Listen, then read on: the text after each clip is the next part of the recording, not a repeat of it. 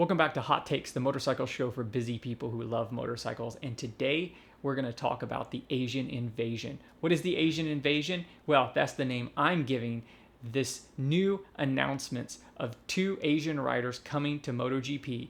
And unfortunately, one leaving. Takaki Nakagami is leaving MotoGP. But we have Asians coming in. First of all, we have Ogura, a Japanese rider who will be joining Trackhouse team and on the Aprilia, and we have Somkiat Chantra, who is a Thai rider, and this is the first time we see a Thai rider in MotoGP, and so this is an exciting thing for him. But is it fair? Are these the best riders for those bikes? Let's talk about that. Going back, we've had a lot of rumors through the last few months that Joe Roberts would end up at Trackhouse, and I've even mentioned it here on this channel. However, it turns out that he did not end up in that seat.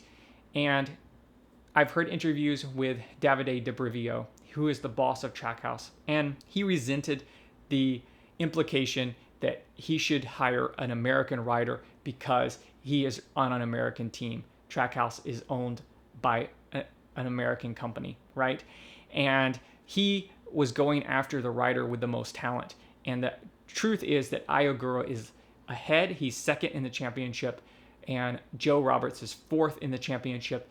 Davide De Brivio is very good at spotting talent.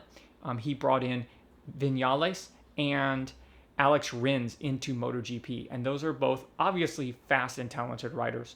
So you can't question his eye for talent too much.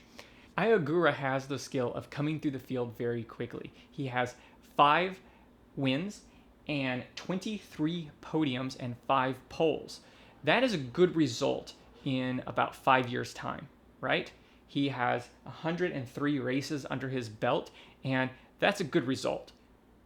He's obviously a talented rider, and I'm really glad that he has got this opportunity. I listened to an interview with him, and he seems like a really cool guy, a great guy. Is he as good at talking to the camera as Joe Roberts? Some would say not. For example, he, in repeated interviews, has mentioned that he would like to end up at Honda. Now, that's interesting because Honda is not a very good seat to be in. People are kind of trying to run away from the Honda seat, and we're going to talk about that in a minute.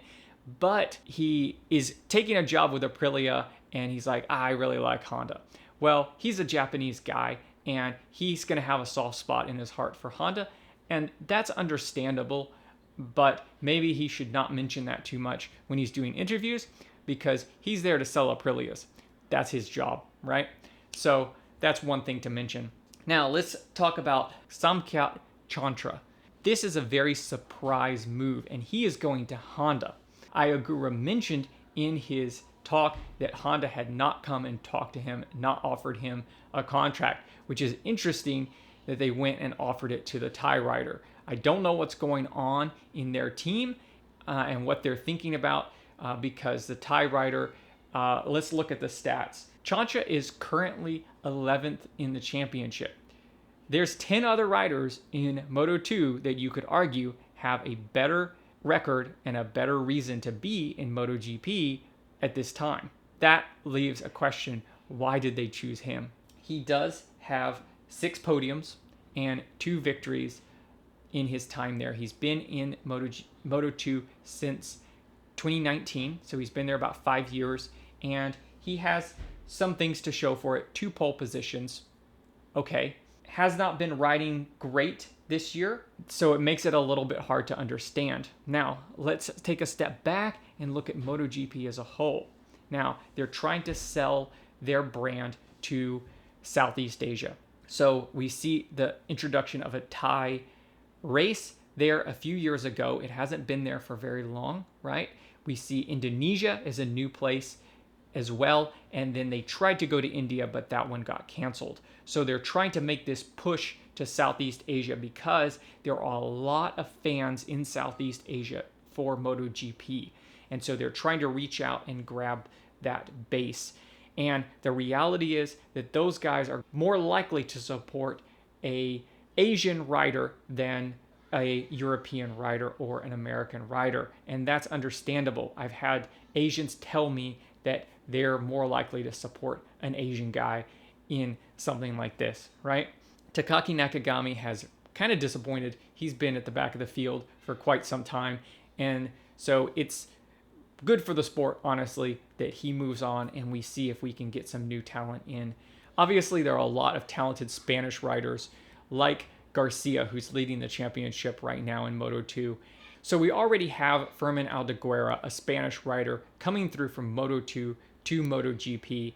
And I would suspect that the quota on Spanish riders coming through is probably up. And so they're probably looking other places. Now in the top, we've mentioned Ogura comes through as a Japanese rider. And then 7th, we have Vetti, who's Italian. There's a lot of Italians. So if you're looking to reach out and spread MotoGP to more markets and make it an easier sell, it makes a lot more sense that we're picking a Thai rider, even if he's in 11th place. So how's he going to ride? We're going to find out, right? I hope the best for Ogura and Chantra, and I hope that it's exciting racing next year. What do you think?